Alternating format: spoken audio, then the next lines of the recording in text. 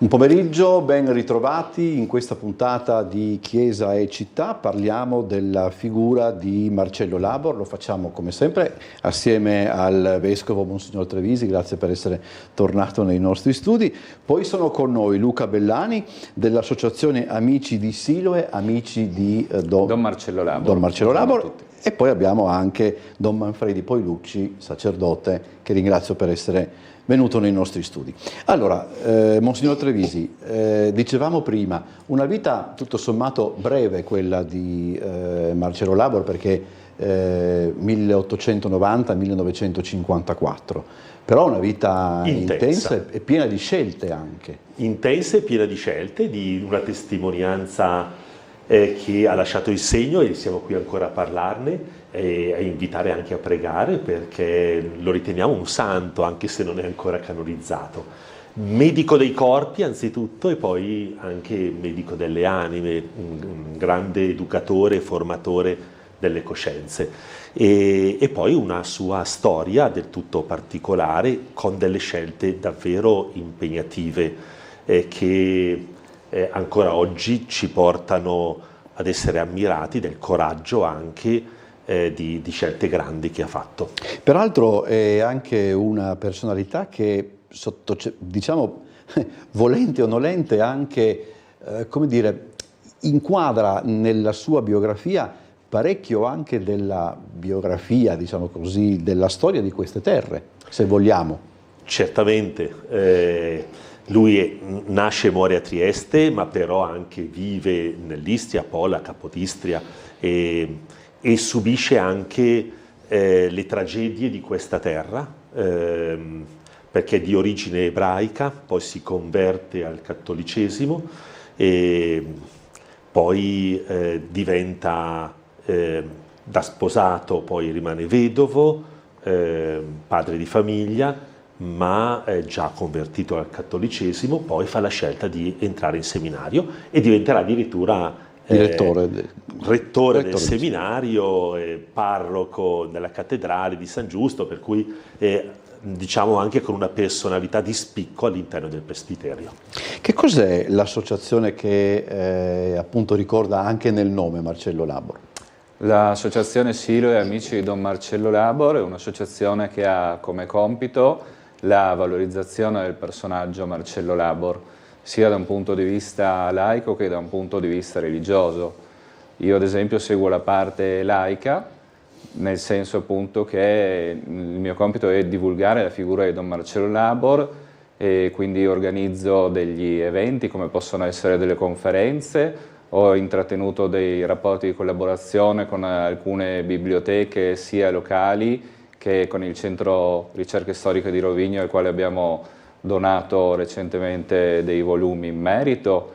Ricordiamo appunto che Don Marcello Labor nasce sia a Trieste, nasce agnostico. Lui abbraccerà successivamente la fede religiosa. Lui è sopravvissuto a 2 guerre mondiali. Nella prima guerra mondiale Marcello Labor fa parte dell'esercito austro-ungarico come medico e fu fatto prigioniero. Poi riuscì successivamente a riunificarsi con la sua famiglia, ebbe 2 figli, incontrò parecchie difficoltà all'inizio, dopo la prigionia, e si stabilì a Pola, dove aprì uno studio medico. Questo studio medico lui operò anche gratuitamente, un giorno a settimana. Fu anche uno dei primi medici a effettuare studi riguardanti geriatria e tubercolosi, che erano mali dell'epoca, soprattutto in quelle zone. Sopravvisse poi all'esilio, fu costretto all'esilio nel 1943 a causa delle sue origini ebraiche. Dovette rifugiarsi a Portogruaro, dove viene ricordato e dove è presente anche un'altra associazione che porta il suo nome. Poi ebbe anche la sfortuna di essere fatto prigioniero dai Titini, quando si trovò a Capodistria, e lì quello fu il colpo di grazia, perché dopo un anno di carcere lui fu molto provato da questa esperienza e morì appunto nel 1954. Il compito dell'associazione, come dicevo, è valorizzazione del personaggio, un triestino del Novecento, un triestino di cui si parla poco, ma che pur essendo trattato poco è parecchio conosciuto. Ci sono state anche delle ricerche in determinati istituti scolastici, lo stesso Carducci Dante ci ha fornito del materiale, in quanto la figura di Marcello Labor fu anche studiata e portata ad esempio da studenti per Aesop in una delle ultime edizioni come scienziato che poi si avvicinò alla religione. Questo è in sintesi il compito dell'associazione. Grazie. Per quanto riguarda invece Don Manfredi, la figura proprio di pastore di Marcello Labor, quali spunti di riflessione offre? Ma credo che Monsignor Marcello Labor sia molto attuale nella sua spiritualità, che del resto è stata riconosciuta perché dopo la definizione di un primo passaggio della sua causa presso il Dicastero delle Cause dei Santi, che lo ha dichiarato servo di Dio, il 5 giugno 2015 Papa Francesco firmò il decreto che lo dichiarava venerabile e ne attestava le virtù eroiche. Diciamo, l'attualità di questo sacerdote personalmente mi ha colpito sotto due profili. L'aver messo a frutto la sua formazione così composita, le radici ebraiche, una singolare anche capacità letteraria. Non dimentichiamo che tra le sue amicizie nate negli studi ginnasiali al Dante c'erano personaggi di primo piano come Stuparic ad esempio, e abbiamo i suoi diari che sono molto interessanti. E poi certamente lui ha portato nel sacerdozio tutto il suo cammino umano precedente, la sua conversione da adulto, che è stata molto significativa, la sua vita familiare di sposo e di padre, e poi la sua professione medica a Pola, che anche attraverso il cammino della sua conversione ha avuto dei tratti di esemplarità anche umani, come si è già accennato. È interessante ricordare che nelle corsie dell'ospedale di Pola il dottor Labor incontrò un giovane sacerdote, Don Antonio Santin, e lì nacque, potremmo dire, un'amicizia vera e propria tra queste due persone, che poi si sarebbero ritrovate perché Don Antonio sarebbe diventato il vescovo di Trieste, naturalmente, al quale poi Marcello Labor aprì il suo animo esplicitando la sua vocazione sacerdotale, e Santin accolse questo amico e riconobbe la bontà di questa intenzione di Labor. Direi una grande umiltà che era la base della fede. C'è una pagina del diario di Monsignor Labor che scrisse la sera precedente della sua ordinazione sacerdotale nel 1940, che è commovente, perché lui confessa che sente questo momento come una spoliazione dal suo ruolo di medico affermato, dalle sue relazioni, dai suoi mondi di riferimento, anche privilegiati, per consacrarsi al Signore e darsi completamente al servizio delle persone. una scelta confermata poi da uno stato di povertà in cui lui visse. Lui in quel momento diede tutti i suoi beni ai figli e si consacrò, e quindi questi aspetti della spiritualità di Marcello Labor credo che ancora oggi siano molto significativi. Che cosa significa conversione? Perché qui si parla anche di questo, no? Nel senso. Allora, diciamo che per Marcello Labor la conversione è davvero dal non essere credente a diventare credente, dall'essere di origine ebraica a convertirsi invece a quel Dio di Abramo, ma come poi è stato predicato, annunciato, rivelato in pienezza dal Signore Gesù Cristo. Per cui c'è questa parola conversione ha tante accezioni.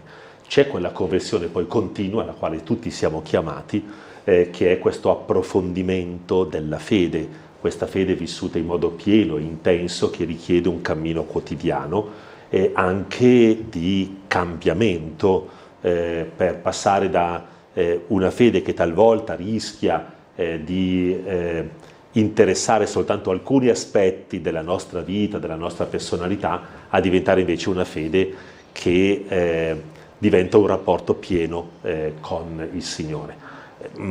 Marcello Labor nel procedere del cammino della sua vita, l'abbiamo già detto, era una personalità anche con una grande competenza professionale e con una grande capacità di empatia verso le persone e verso i poveri. Leggendo un po' della sua biografia ci sono gli episodi dove lui andava a comprare la medicina del povero o addirittura andava al negozio a comprargli qualche cosa da mangiare alle persone povere che avevano bisogno invece di un'alimentazione diversa. Questo è già il Marcello Labor che come medico si accosta alle persone, eppure poi c'è anche con sua moglie e poi la malattia di sua moglie, sono tutti processi di maturazione che lo portano un po' alla volta sui grandi interrogativi della vita e che gli spalancano però anche l'incontro sempre più pieno con il Signore, quelle conversioni per le quali io non sono specialista, però mi pare di aver capito da qualcuno che all'inizio poteva essere anche, perché così capitava in quel tempo, che la conversione al cattolicesimo poteva essere anche un po' superficiale, ma per la paura nei confronti di coloro che erano di origine ebraica e che cominciavano a essere visti in modo negativo purtroppo dalla cultura, dal razzismo del tempo. Ma certamente se per caso l'inizio dovesse essere stato questo, ricordiamo come ha sofferto poi dalla sua famiglia questa sua conversione, poi per Marcello Labor il suo itinerario di vita spirituale lo porta davvero alle vette dell'incontro con il Signore. Ho letto, non so se ho letto correttamente, ma per esempio il cognome di nascita è Levi e la scelta di chiamarsi, adesso forse non è corretta come definizione, di chiamarsi Labor significava già nella scelta del nome un'attenzione particolare al mondo, diciamo così, appunto al mondo del lavoro, cioè un'attenzione anche sociale a quello a ciò che gli stava accanto. Sì, da una parte si dice appunto che fosse questa una delle cause, dall'altra si affermò che avrebbe potuto essere anche un modo per riaffermare anche le sue origini italiane, perché ricordiamo che comunque certo, sì,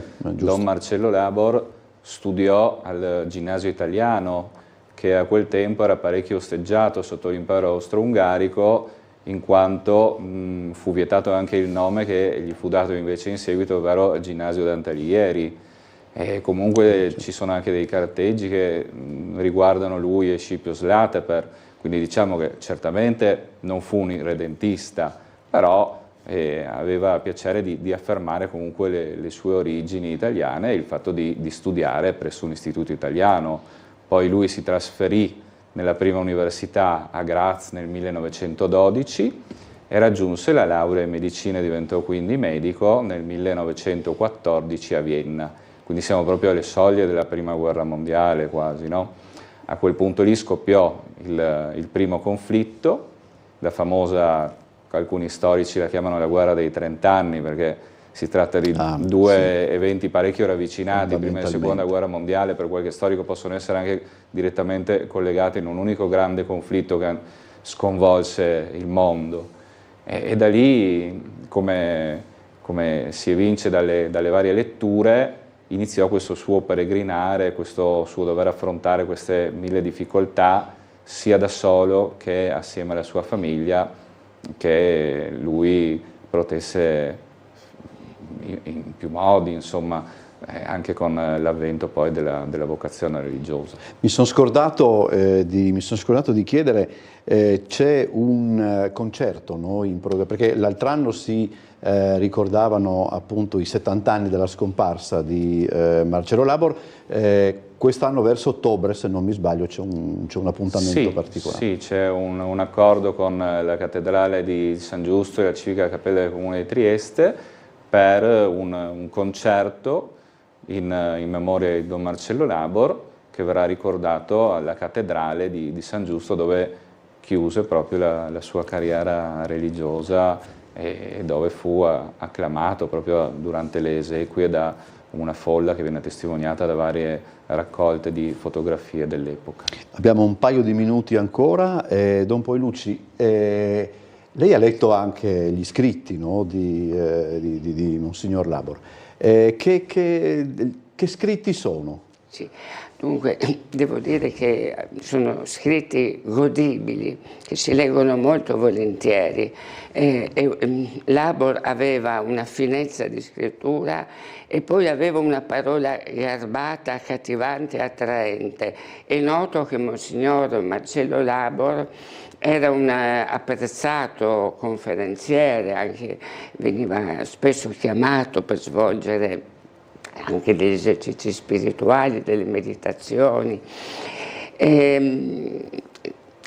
Probabilmente, diciamo, le persone seguivano con molto interesse la sua predicazione perché lui sapeva fare tesoro anche di queste sue esperienze esistenziali così composite per unire l'ispirazione spirituale alla concretezza dei problemi delle persone di cui lui ha avuto cura su diversi fronti.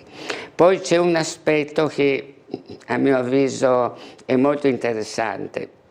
La vita di Marcello Labor per molti aspetti ha dovuto affrontare delle sofferenze piuttosto impegnative, però è un uomo che non ha mai perso una letizia di fondo. C'è una frase nel suo diario che mi è rimasta impressa e che dice che Gesù vuole che noi serbiamo la gioia nel cuore, ed è detta da uno che è stato arrestato sotto la prima guerra dai russi, è stato arrestato dai tedeschi, è stato perseguitato dai titini comunisti, ha dovuto andare anche esule, ricordiamo, per 1 anno e mezzo a Fossalta di Portogruaro per sfuggire alle persecuzioni. Con le vicende dolorose anche familiari, ha perso una figlia piccola, ha perso la moglie in circostanze anche abbastanza drammatiche, la sua vita ha dovuto ripartire, si è messo in gioco più volte. Questo è un dato sorprendente di Marcello Labor, che nasce proprio da questa sua fede e che forse si può cogliere in quell'immaginetta che lui scelse per la sua ordinazione sacerdotale, dove riprodusse la vocazione di Matteo del Caravaggio.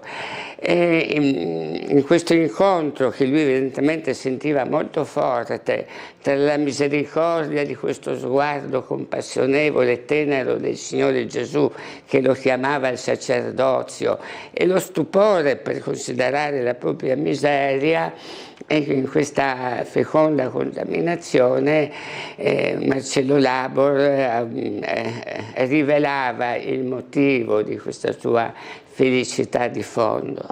Allora, chiudiamo questa puntata, siamo andati un po' oltre ma non fa niente. Grazie al Vescovo Trevisi, grazie a Luca Bellani e a Don Manfredi Poilucci per essere stati con noi. Ci vediamo la prossima settimana.